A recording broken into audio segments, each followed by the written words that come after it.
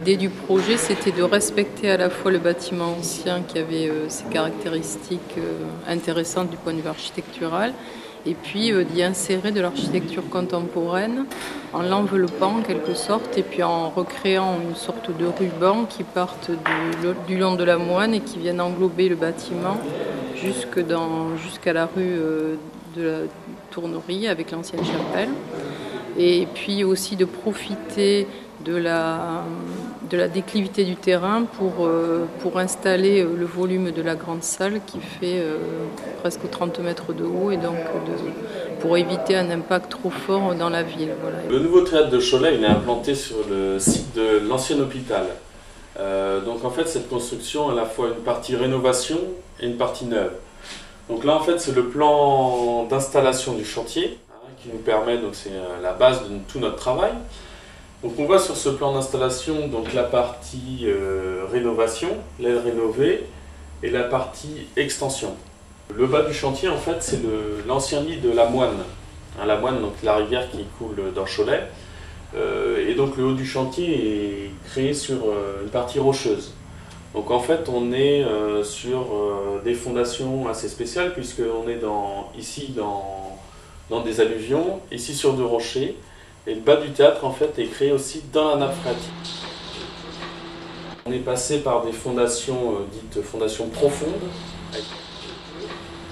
pour aller chercher en fait dans la zone basse du théâtre le rocher.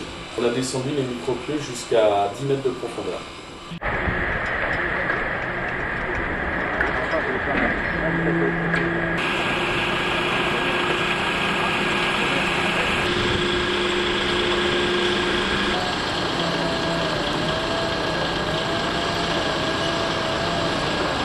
Le théâtre, c'est comme si c'était un bateau. Donc c'est comme si on mettait un bateau sur l'eau, et le bateau, il a fallu l'accrocher au fond. En fait. Donc on a fait des micro-pieux, c'est-à-dire c'est des pieux qui travaillent à la fois dans un sens et à la fois en remontant pour retenir en fait l'ouvrage.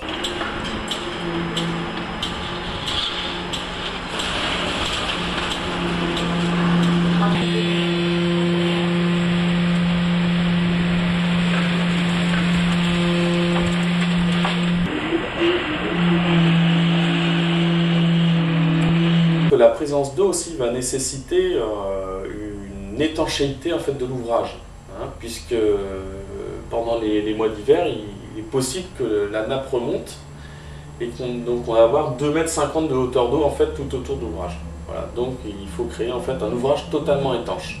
Le deuxième point assez spécifique de ce chantier-là, c'est un voile courbe incliné. Alors faire un voile courbe, c'est pas simple, mais alors incliné, c'est encore plus compliqué. On remarque ici une première ligne, cette courbe-là en fait, qui est le fond de la salle, donc il y a un voile courbe vertical, et on a une autre courbe ici, donc qui vient rencontrer la première, un endroit de jonction, et ce mur-là en fait il est incliné. C'est-à-dire qu'à ce point-là, on a 2 mètres de faux aplomb entre le bas et le haut. On a pris une option en fait de créer ce mur avec des panneaux préfabriqués en béton. Donc il a fallu en fait imaginer tout le système de construction. On a réalisé un pulse avec des pièces, et chaque pièce en fait a une forme spécifique. Il y a une pièce unique pour chaque pièce. Donc le puzzle est composé de 66 pièces. Donc pour arriver à ça, il a fallu donc créer un plan en 3 dimensions de chaque pièce. La spécificité donc de certaines pièces, c'est ces grandes pièces-là qui font 11,50 m de long. Donc il faut imaginer que le risque c'était de les casser quand on allait démouler les pièces. Donc on a fait construire un palonnier. Donc c'est un palonnier, c'est un appareil qui prend la pièce en plein de points différents. Sur ce chantier, on a utilisé 4000 m3 de béton et 250 tonnes d'acier.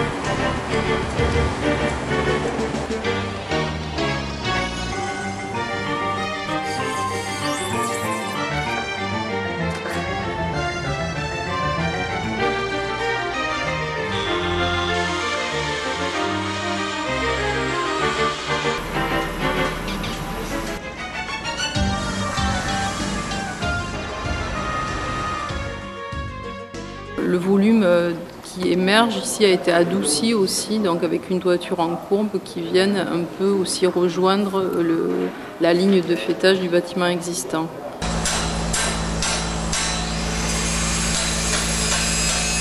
La conception, c'est déjà d'avoir un très grand volume sans aucun point porteur, donc d'avoir des très grandes. On a 3 grands arbalétriers qui traversent la salle de part en part et qui permettent d'avoir une structure, une grande toiture et une structure vide qui permettent d'installer la salle.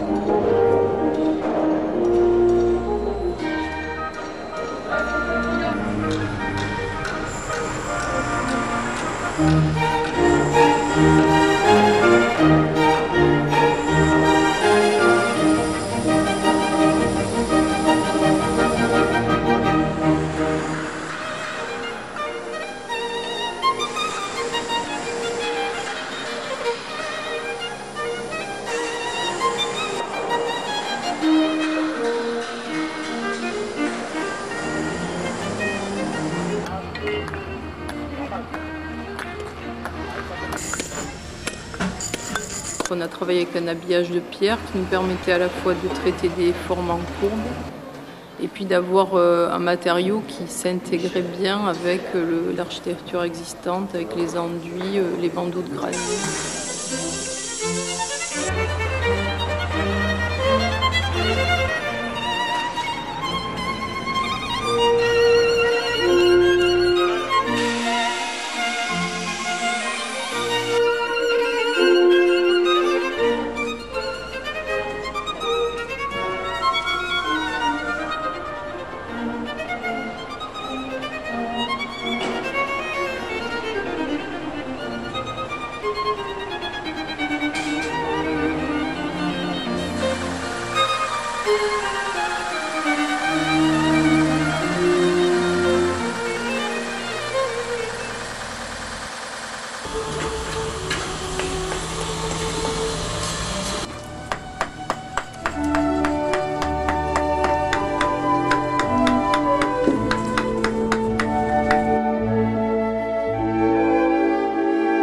La chapelle, elle fait partie de l'ensemble depuis le début. Et là, dans cette tranche-ci, on a réhabilité les façades. Donc on a repris tout ce qui était contrefort, enduit. Et on a refait les vitraux, puisque des vitraux avaient été démontés et mis en sécurité. Ils ont été refaits à l'identique.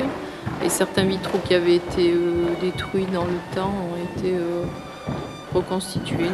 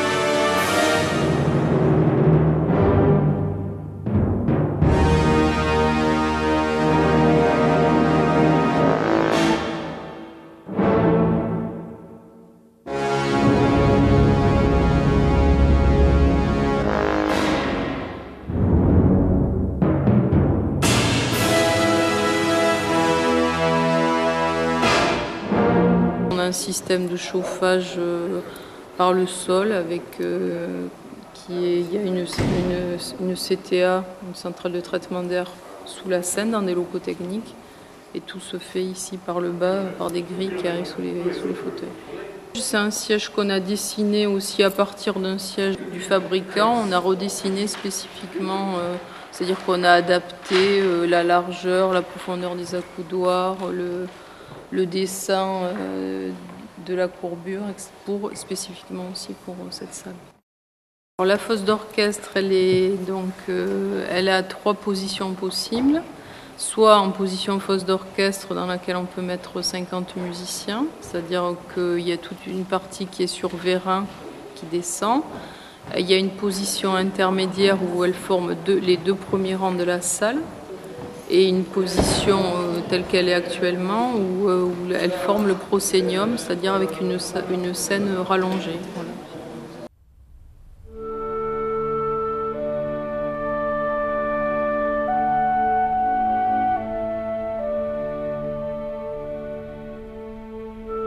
On a une cage de scène qui fait 27 mètres en tout. On a des dessous de scène de 2,80 m avec un plateau de scène qui est entièrement détrapable. Ensuite, on a 3 niveaux de passerelle et un grill de scène et un faux grill et avec des porteuses, tout l'équipement qu'il faut.